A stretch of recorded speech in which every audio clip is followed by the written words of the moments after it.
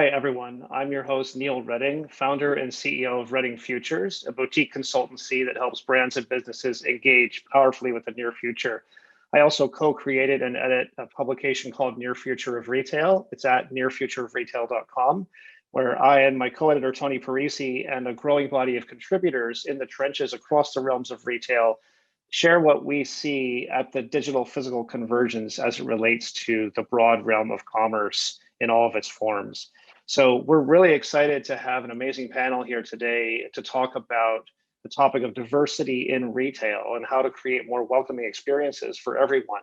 So it's my honor to be speaking with Johanna Zijlstra, who's CEO of Gender Fair. She's a former Wall Street executive turned entrepreneur.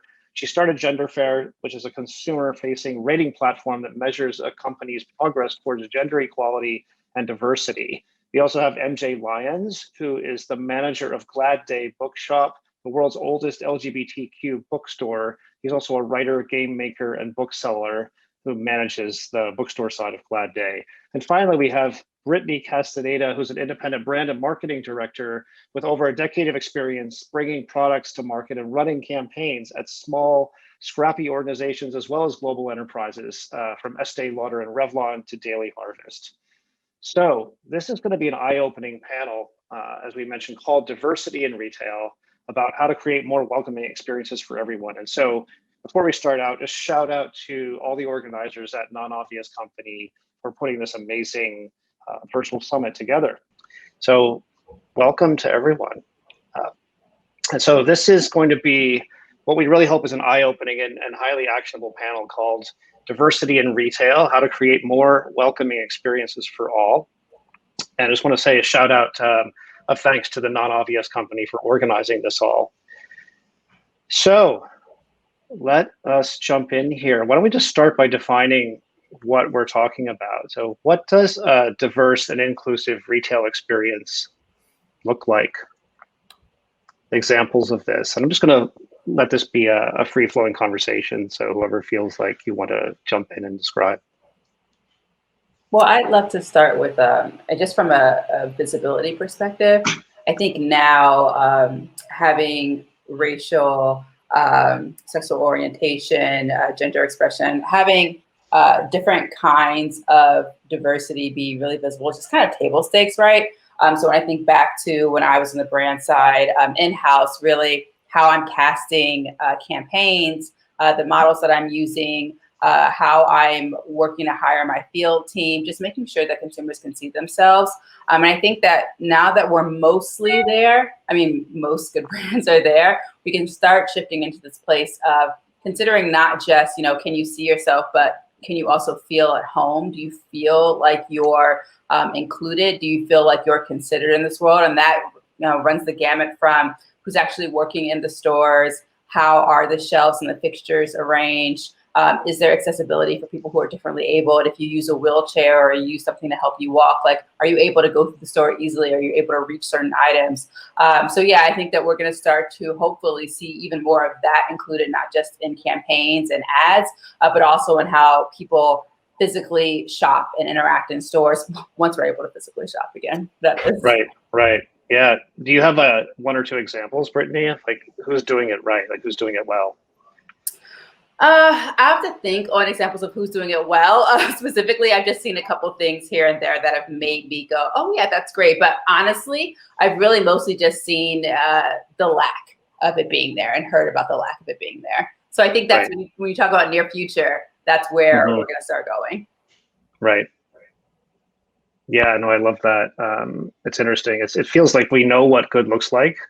We're not seeing it so much, right? And in that sense, in many ways, it feels like we collectively in this country and as humanity, we're kind of living into this envisioned future that we can almost feel and taste and be in. And I think we're all here because we're excited to create that. So MJ, what do you think about sort of what does diverse and inclusive retail look like to you and your day-to-day, right, running this LGBTQ bookstore? So you have really a front lines kind of perspective on that. Yeah, and you want to talk about like sort of scrappy, underdoggy, like DIY type things.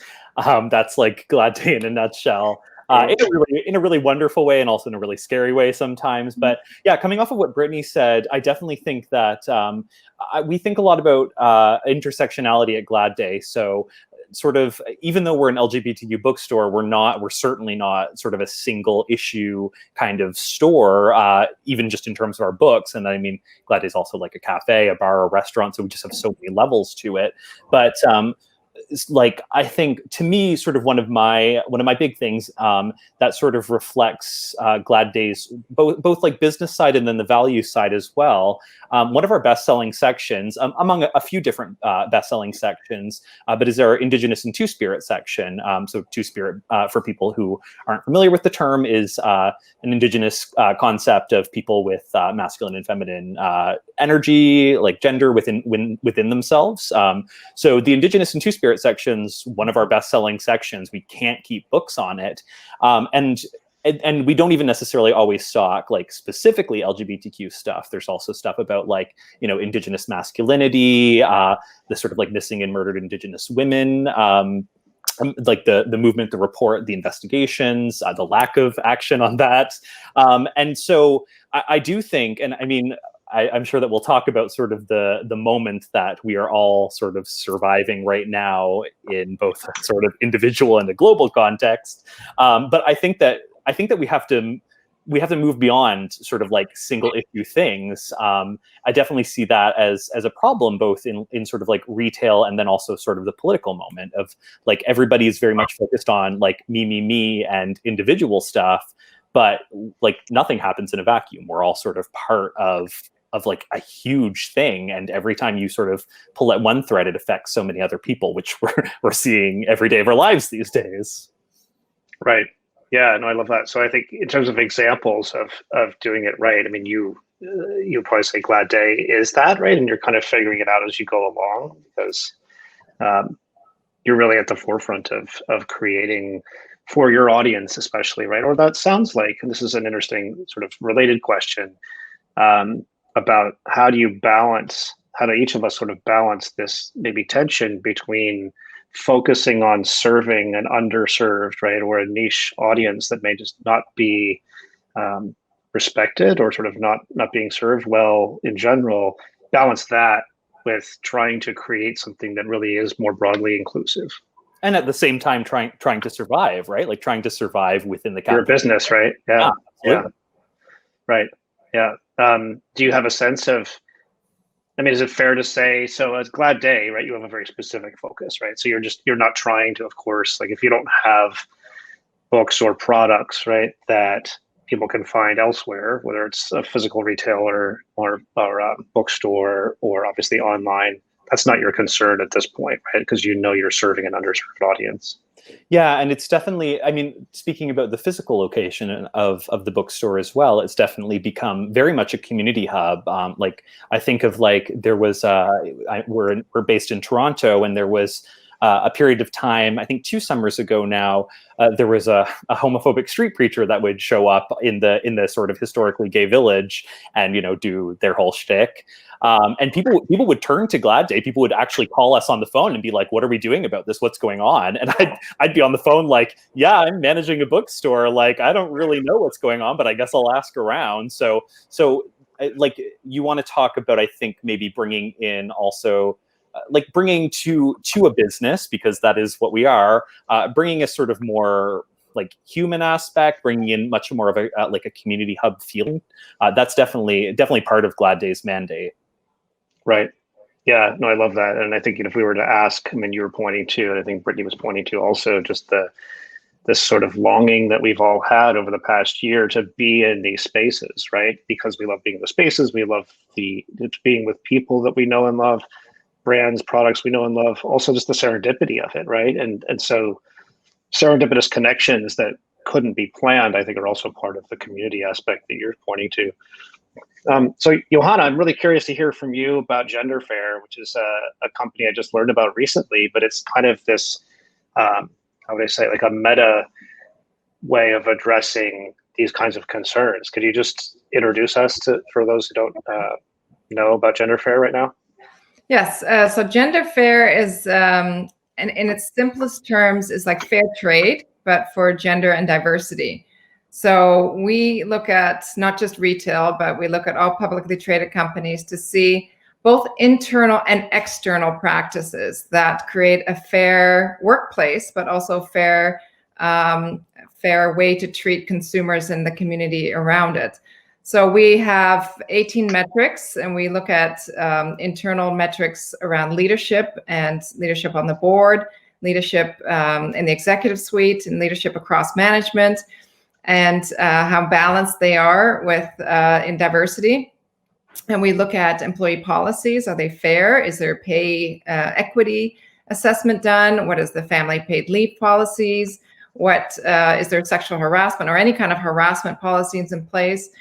We look at advertising, which is more of the external, and is the imagery diverse? Do they break stereotypes? Is it very inclusive? And then what about diversity reporting? Does a company report on supplier diversity? And then lastly, do they invest in the community, as I mentioned, of a diverse community, both in gender and diversity? So we want companies to be both transparent around these metrics and really have consistency. Especially, we see a lot of advertising to reach consumers, but are they consistent with their internal metrics? So we really look at both sides of the equation. Right. No, that's great. And so if I use gender fair, is this, I don't know, sort of you say fair trade is a great comparison in terms of rating or evaluating and sort of going under the surface, but is it also as a shopper or as a consumer, is it like Yelp? Is it like another service that allows me to find businesses that rate highly in terms of the metrics that you and Gender Fair create? Yeah, we want to make it really simple for consumers to get at this data. So we have 2,500 brands, including retailers, on our app. So it's simple as scanning a product label, and it'll give you a score out of 100. 70 being the standard for gender fair. And if there is a label, a company or a brand or product that's below 70, it'll recommend a product or an organization that's higher in that category. Interesting. That's great. And then the name Gender Fair, right? So I think the context of this conversation beyond diversity, right, inside Non-Obvious Summit, is quite broad.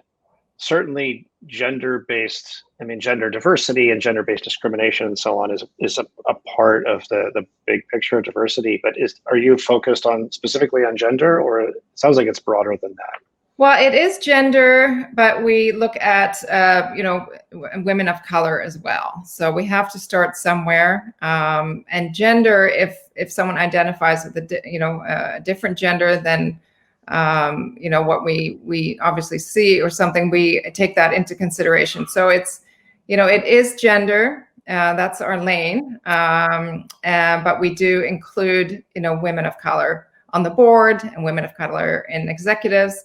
And like I said, in diversity reporting, we want companies to report on all diversity metrics. That includes gender. Right. That's great. Yeah, Brittany, I know you and I talked a bit, going back most of a year, I guess, last summer, sort of in the heat of summer's protests in New York City around Black Lives Matter, and really wanted to start to grapple with how race and discrimination and racial bias and implicit bias kind of was showing up in the context of retail. But I'm curious sort of how you see things have changed, if at all, in the past, I guess, 6 or so months since then. Yeah. And then if you want to just relate that more broadly, even to just like the shifts that you've seen with retail brands, consumer brands since then as well. Yeah. I mean, I think to Johanna's point, there is more of, and we talked about this last year, that there'll be more of a reckoning for brands, right? Are you actually not just performing from a visible standpoint, these values, but are you actually living up to that in terms of how you operate your business? What I've seen in terms of some brands change and brands changing, unfortunately, we haven't seen broad scale, sustained change and positive impact. I'm hoping that we'll see more of that. But what has been very exciting and promising is seeing movements, organizations, and efforts beyond just campaigns. So folks like Johanna with Gender Fair, movements like the 15% pledge. I believe Aurora James of Brother Bellies pushed that forward, really pushing retailers to stock 15% of their products from Black-owned brands. And you see movements like Pull Up for Change. I believe Sharon, I don't know her last name, but the founder of Uoma Beauty, pushed that forward, really pushing for brands and companies to share their stats on, what does your team look like? What does leadership look like? How are you actually moving the needle forward? And so, seeing some brands that are doing things a little bit better, I would say, and this is a bias because I'm just going back to a place that I used to work and obviously love. But when you think about some beauty brands like Becca Cosmetics, for example, so Becca, some years ago, we were working on the challenge of how do we move beyond just, shade diversity? How do we explore diversity and inclusion, both on our team and how we're casting models, how we're partnering with influencers? And so it moves beyond just, are you casting someone who's light and dark? It's, are you casting folks who have varied experiences?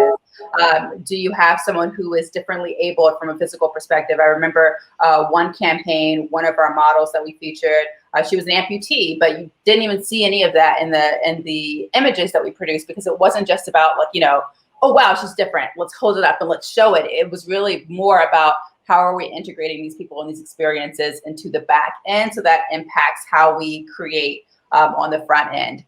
So yeah, when I think about brands that have actually done well, again, it's like I feel like it's one of the few and far between. And I'm thinking specifically of beauty and retail. But I think about some brands that make me excited. I think about, Girlfriend Collective is one that makes me feel excited. Everlane was one, but they had a lot of challenges that faced them last year. Right. But yeah. So I think that we're seeing a lot more of holding brands accountable. Right. Yeah. And so I think clearly transparency is a theme here, right? And I know so Gender Fair is really focused on that. It feels like that. I mean, transparency has been something. I mean, you mentioned Everlane. I mean, it's been in terms of supply chain, in terms of sourcing. It's been a theme in retail, I think, or certainly with CPG brands for quite a while. It seems to me like it's only going to become more relevant in this decade, right? And I've started to think about, when we talk about retail and just the evolution of technology and sort of how we connect and how we do get through our days to sort of do things we want to get done, including shopping. How much is going to change in the coming decade? Like we're at this cusp or this precipice, sort of looking at this next decade. And normally when we talk about the near future, we talk about as the next 3 to 5 years, but I'm starting to think about the 20s, right? People are saying we're going to expect a kind of roaring 20s again, right? From an economic rebound perspective. I think in the United States, where many of us, I think I'm curious to hear, even though we haven't seen a whole lot of change, perhaps that's tangible or durable since last summer, we have a new administration. We have a lot of excitement based on the government shift, right, in the United States that feels very promising. I'm curious, sort of how any of you see what's emerging in the coming few years, or what do you think you'd like to see, or how could brands actually sort of getting into the actionability of it, right? Like, how could brands actually start to put things in place, like perhaps the small things to start with that can actually be visible and measurable? Yeah, I think nobody wants to even go back, pre-COVID. I think, we're at a point where we can say, listen, it's been such a painful year, but do we want to go back to, the world the way it was before? And I think there's very little interest in that from a consumer perspective and probably from a corporate perspective as well, from a brand perspective. So I am, like you said, I'm encouraged as well that people are starting to, look at the future and what we can actually create and the kind of world we want to live in. And I think brands are no longer selling products, but they're selling purpose. They're selling, you know, what they stand for. It's no longer the ingredients or price. It's what, you know, there's a purpose to their brand that I didn't see before. And brands are much more willing to put themselves out there and what they stand for. And if they have to make a choice, they will make that choice. I think, you know, when with George Floyd, I was very, you know, I felt very, very strongly that brands, you know, stood up for that and stood and said something. Whereas maybe 5-10 years ago, there would have been much more silence. I do think there's, you know, more than just talk. I think consumers are now saying, yes, I know what you stand for. You've established goals. Now there's got to be, like I said, transparency and accountability for how you're going to, you know, address these goals and meet them, you know, in terms of diversity. It's no longer window dressing. One of the things we found from Gender Fair is that right after George Floyd, you know, all the, you know, the websites and marketing and everything was much more diverse when it came to people of color and black people. And all of a sudden it was really just the front facing, you know, nothing's changed behind the scenes. But I think that's the next step. It's like, okay, you know, you can put their ads out there and your marketing and everything else, but, you know, are you consistent internally? Are you promoting people internally from underrepresented groups? Are you, you know, do you really care about your employees? And so that's kind of the next challenge. And but I you know, we'll get there. I see a lot more progress, you know, especially from a gender perspective, from more diversity on the boards, and I think that's exciting. I'll jump in as well. Yeah, coming off of that, yeah, and I think that you raise a lot of interesting points about the sort of like the front-facing aspect of it, and then I mean, so I'm well known at work for being a little bit of a pessimist. I am sort of like the like dark storm cloud in everybody's sunny day. Sometimes I find this hard to believe. Sorry, I'm of the belief that is sometimes very much needed. And so like coming out of the George Floyd, like all of the social movement that came out of that, and how it was sort of like in some ways felt sort of disappointingly fleeting. But like, I'd love to like take a minute and look at like a really specific, like speaking from a bookseller's standpoint, a really, really specific like example from that. So like the George Floyd murders happened. That was just, you know, horrible. The social movement that like, again, like sort of reemerged from all of the like killings of unarmed Black people over the past, you know, century that we've all been living. So coming out of that, Glad Day, we have a mandate to provide, you know, books like QT BIPOC books, so queer, trans, Indigenous, Black people of color as well. So we were my coworker and I were fulfilling orders. This was sort of at the beginning of the pandemic, so we were very much just sort of hiding in a back room, hoping, you know, the world would be okay. And we were really astounded by the fact that this book kept coming, this non-LGBTQ book kept getting ordered by people. And so it was Robin DiAngelo's White Fragility, which some people might be familiar with, at least by reputation. And so I was kind of like, wow, why do people keep ordering this? And so I was looking into it a little bit more. And so like White Fragility, book about like white, like exactly what it sounds like white people's inability to sort of confront their own internalized racism, and by not doing so, you know, enabling like structural racism. And so then I was kind of like astounded when I was looking into the author a little bit and saw that it was a white woman. And I was like, you know, that's not a bad thing. That's like a fairly neutral thing. But I was like, we had like the sort of sense that I got was all of these people were coming to us and sort of like throwing money at us for like to basically kind of be like here, like I would like to buy away my racism. That's sort of that's literally the sort of the feeling that I got from it. And I was like, it's a strange reaction to me, because all of this money is going to like a white person. And so then that meant that I went into our store very, very quickly and was like, well, we have to get up. So like my coworker and I put together a section of some of like specifically queer mostly queer and trans Black authors, with a few like non-queer people as well, like Desmond Cole's The Skin We're In, which is an absolutely fantastic book. Everybody should read it. But yeah, it's just, it's that kind of like, sort of like Johanna was saying, like that sort of front-facing, like I would like to show that I am not racist. Here is how I am showing it. But it's a very shallow thing. It's a very like, right. It's just sort of, you're just throwing money at a problem. And I think that, to me, the problem that sort of stems from is this very individualist kind of like capitalist knee-jerk reaction of, well, we just got to throw money at this problem so it'll go away, and so we don't have to feel guilty about it. Mm-hmm.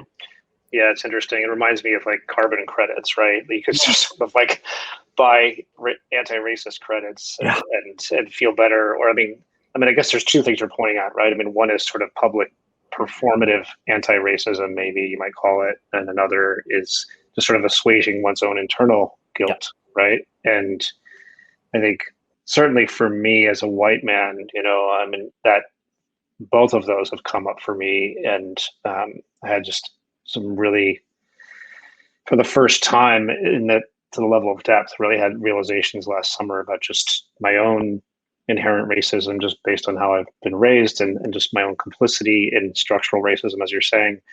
But I think what we're all saying is that there's been a lot of learning, and we're still in the early stages of really putting things in place to move beyond. And I'm going to bring it back to the title of this summit, right, which is Beyond Diversity. I'm curious to hear, and let's move into getting a bit actionable with people, right? Because we really want to, I think, to all of our points, right, look at how we can take action and change the actions that we take daily to move beyond diversity. And I'm curious also, related to that, I mean, I'd love to hear from each of you, what does beyond diversity mean to you? And I'll start by saying, for me, and maybe this is easy to say because I'm, a white guy and having been raised this way, but I would just love, and I look forward to at some point, when we've done collectively as humanity, as society, whatever reparations we really need to do, whatever healing we really need to do, to actually be able to move beyond, I think, Brittany, you spoke to this too, like the move beyond even thinking so much about gender, about race, about ability, about all of these different categories, and just be able to relate to humanity as humanity, right? In the beautiful diversity that we are. I mean, and I guess the last thought I have that's related to this is, it just seems like tolerance in the context of difference is so lame. Like I feel like, and this is part of why I love New York City, I love all of our differences. I savor them. I want to be surrounded by people who are different from me. That just makes life much more amazing and rich. And so to me, that's a lot of what Beyond Diversity says to me is let's bring many different kinds of people into every situation possible, to create that richness and to share and to bounce ideas off each other and just to help each other evolve. So I'm curious to hear what any of you individually think about any of that. I would love to jump in here. So when I think about beyond diversity, for me, it actually, the answer feels a bit counterintuitive, because I think before we can move beyond, we need to sit in the space that we're in right now, socially, politically, all of that, right? We talk a lot, or we've been hearing a lot after the insurrectionist movement on the Capitol. There's been a lot of talk about unity, and it's hard to have unity without having first accountability. So, to the point of Gender Fair and the work that Johanna and her team are doing to create transparency and allow people to feel empowered with their purchases, the 15% pledge, to MJ's point about people trying to get this book, White Fragility, but then thinking deeper about your purchase. Could you have gone to get or learned about Ijeoma Oluo's, so you want to talk about race, and this is then money going to a Black woman. And I will say, as a person who is Black, who is Latina, who is also though cisgendered and heterosexual, I definitely sit at the intersection of several aspects of diversity, and so that makes me have a particularly unique perspective. And I would say, from my perspective, what I would love to see is moving to a place where we can all and each feel comfortable and feel at home. So yes, acknowledging the challenges that are around us, acknowledging the work that has to be done, allowing this, acknowledging the suffering and the oppression that certain groups specifically feel that we cannot and will not ever understand, but creating space for them to share their experiences, creating space for them to, be authentic, creating space for the work that must be done to actually be done. I think that that's incredibly important, right? So I think that does move, especially into, from my perspective, the team side, the corporate world.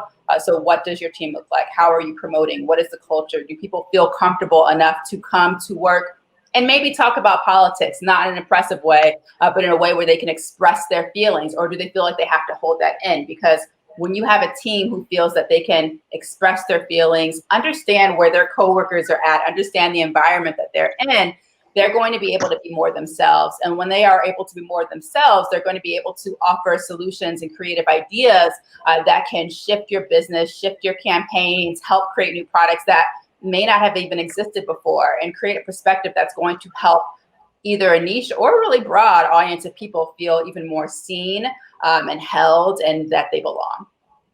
Right.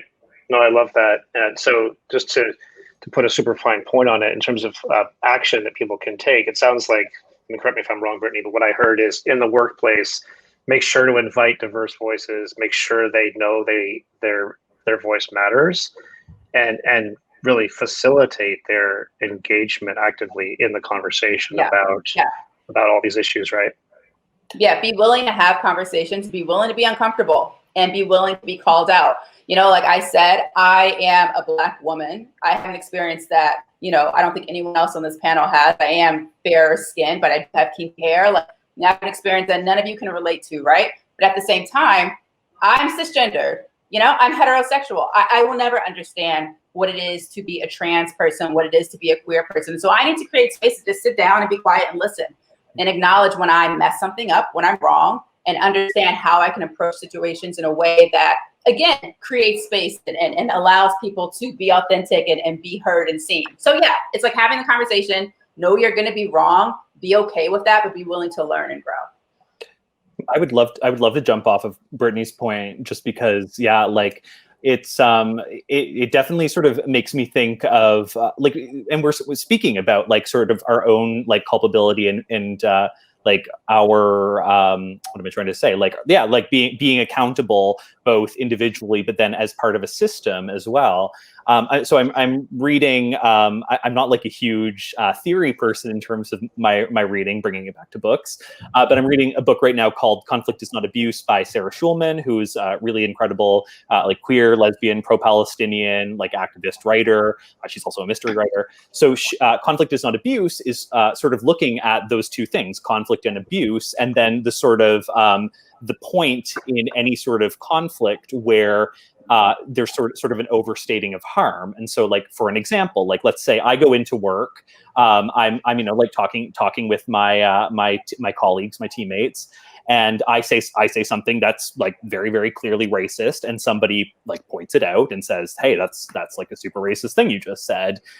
So if I was to if I am in that moment and making that choice of being well, I'm not a racist, I've never said anything racist in my life, that's not a good thing. That's sort of definitely not what we want. Mm-hmm. And that's not an actionable thing, because it's sort of going on the defensive and sort of pushing away your sort of own accountability and complicitness in within a racist system. But then sort of looking at that on a sort of larger scale level within the community as well. And I think that we have seen, and to me, it's especially a problem within the queer community, but I see it sort of on all sides of this sort of I think we're sort of grappling with with call out culture and how that sort of does create an overstatement of harm. I just, to me, it's both. You have to look at it on an individual level, but then also on a sort of communal and systemic level of you have, like Brittany says, you have to be able to be uncomfortable, or else we're never gonna move forward from this moment. Right. Yeah. No, I love that. I mean, when I'm hearing, listening to Brittany and you, MJ, as well, I'm thinking like we have to be grown-ups, right? There's a certain basic level of maturity, I think, that allows a human at a certain point of development to be able to be with someone making them wrong or making what they're doing or saying wrong, and not just losing their shit, right? I'm not just getting angry, not treating it like a battle. I mean, because we're seeing this. I mean, many otherwise apparently grown-up people in this country, right, just are continually fighting, like literally, physically, as well as verbally, right? Yeah, not treating it like it's winning or losing, right? Like just life. There's no winning or losing. We all just have to live. Well, I think there's, to me, I'm just thinking aloud, but I think there's something else perhaps in the workplace or in any kind of community or group of people that think differently. In addition to making sure that everyone's voice is heard, I think there's something perhaps that we can do to just lay ground rules and just say, just because someone has a problem with something that you're saying or doing doesn't mean you're bad, doesn't mean you're wrong necessarily. Like just creating a safe space, I think, for that kind of interaction. I think that just seems utterly critical. I mean, it also sounds basic when I say it, right? But I think it's such a pervasive kind of problem that people can't hear critique. They can't hear pushback, right? And if we're ever going to move beyond beyond diversity, but beyond discrimination, right? I mean, to move into a place of inclusion across diverse dimensions of humanity, I think we need to actively create safe spaces. So anyway, and just for those, Johanna, yes. I think if you can't see it, you can't be it. And like you, Neil, I love New York City because of its diversity. And the more you're in a diverse environment, the more you appreciate it, the more open-minded you are, the more, but I think for those who don't have that kind of access, I think the media plays a big role in how people are portrayed, and either positively or negatively. And I think even growing up, those cop shows were terrible for Black men in particular, because they were always the bad guys, right? And the white cops. And I think if that's the way you're socialized, because you're in an environment where, that's all you see, then you get those, perspectives of, a certain group of people. And I think that has been the same for the LGBTQ community, or, sometimes for gender, how they're portrayed and the stereotypes that we hold. But I think the media owns, a lot of, this, and hopefully, with new shows coming and advertising, that's going to be part of the solution.